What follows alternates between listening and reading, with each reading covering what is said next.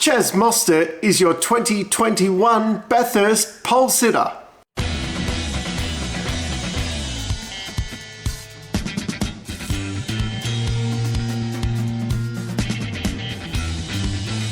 Before we get into the running of the top 10 shootout, a couple little news items for the day.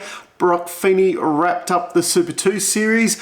They were sitting on the grid and they were kind of running through the permutations or whatever of, how Broc could win the championship, which was pretty straightforward, really. But he's starting fifth and Ojada's off the front row, and they're saying, if Ojeda can win with Broc not finishing, you think, something could happen at the first corner, and how would that go? Him not winning the championship and then getting that Triple Eight seat next year, and then Ojeda kind of ended up taking himself out, and to make matters worse, with his teammate on the first corner. So Broc Feeney obviously went on to win the championship unchallenged. So that does make it look a bit better with him getting that number one seat, essentially.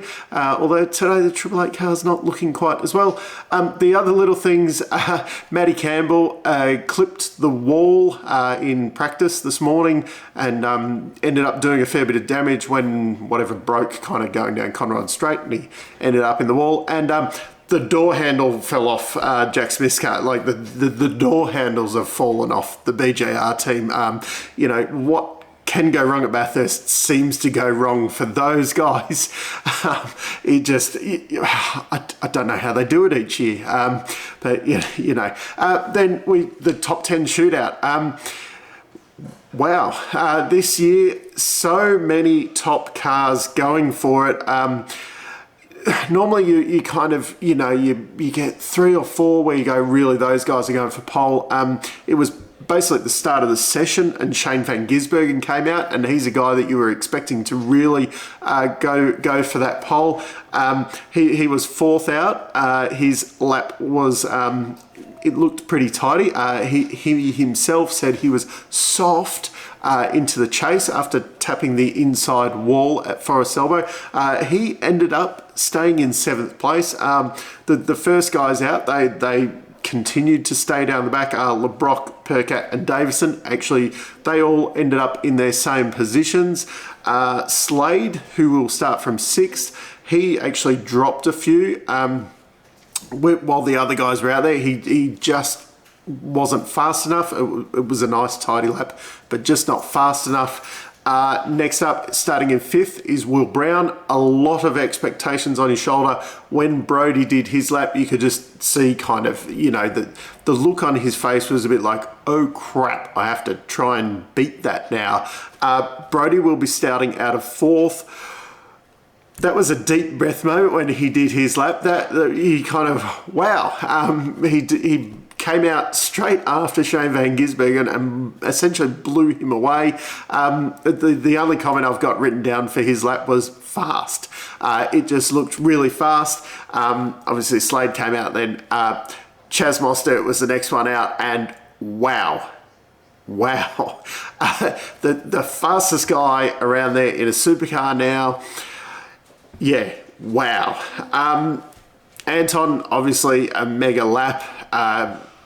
It didn't actually look that quick, which is usually a really fast lap. Doesn't usually look that quick. And then Brown came out last. A little bit of a disappointment. I missed Cam Waters in there. No room for error. His lap, I don't think he could have got any more out of that. It was wow, that was so close. But Chaz Mostert ended up with a pole with an awesome 2:03.3. Just stunning at the start of the day. We wouldn't have expected them to get that low, considering especially where they were in qualifying yesterday. The times, Will Brown's was very high 3. So to then go, 6/10 quicker than that is spectacular. Those guys now at the start of the week, I thought this was going to be, Shane van Gisbergen, Garth Tander, just, walk in the park, destroy the field. Those guys, maybe they have a really good race car, but they just haven't, especially the 88 car, just hasn't really looked settled. And, Shane and Garth haven't quite looked 100% comfortable in it, whereas Chaz and Lee Holdsworth have both they've been right at the top of the timesheets every session that they've been in. They're looking really comfortable. They've now firmed as my favourites for the race. I think Waters and Moffat are going to be right in there. There's still the question with Anton and Tony D'Alberto in there.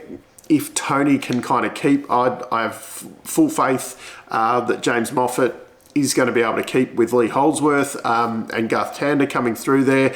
And then the Erebus guys, a little bit of a question mark on their co-drivers. They're really good, but can they run that ultimate pace? And if we have, I think we're going to have one of those days like last year where you really need someone, like two A-graders. If you have an A+, you need an A-grader. You need like a Lee Holdsworth, Garth Tander, James Moffat, someone who's had really, really good main game experience in there.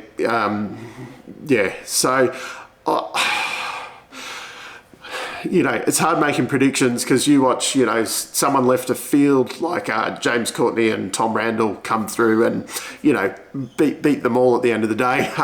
But I think it's probably going to come down to the Chaz Mostert, Cam Waters, and I'm probably still on Shane Van Gisbergen. I reckon it's going to be one of those three to take the win. Down in the comments, let me know what you think.